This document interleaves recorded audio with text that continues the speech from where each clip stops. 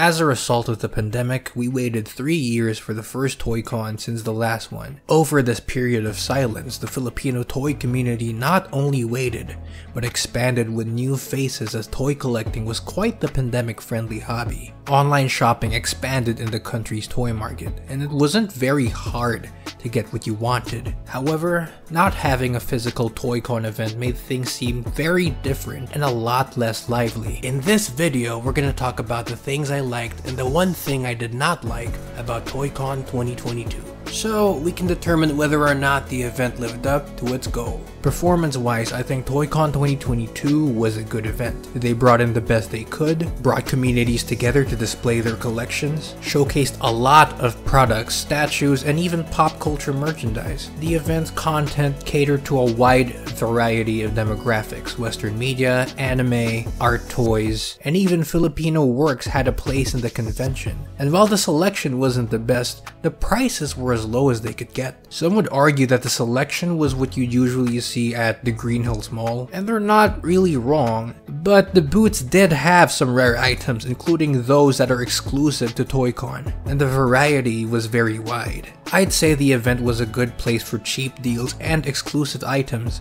but not exactly for ultra rare hunting.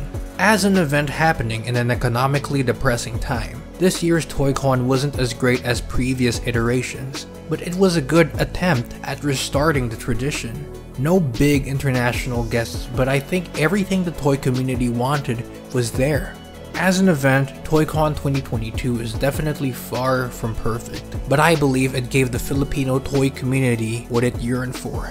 However, there is one thing I did not like about the event, and that's the fact that they did not fully require vaccination cards for entry. I initially went into the event thinking it wouldn't be that much of a big deal. Near the entrance, there weren't a lot of people. However, as I went deeper, there were so much more. If you've seen some of my previous videos, you'll notice my voice now is hoarse and deeper than usual.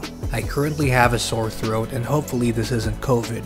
I don't know if others were required to present a vaccination card, but my friends and I were not. I'm honestly not sure if there's a real reason ToyCon decided to not require vaccination cards. If there is, I hope it's a good one. It is not my intention to hate on ToyCon's management, and I think they did a pretty good job in other areas. I just hope conventions would still implement vaccination card requirements like Cosplay Carnival and America's Anime Expo.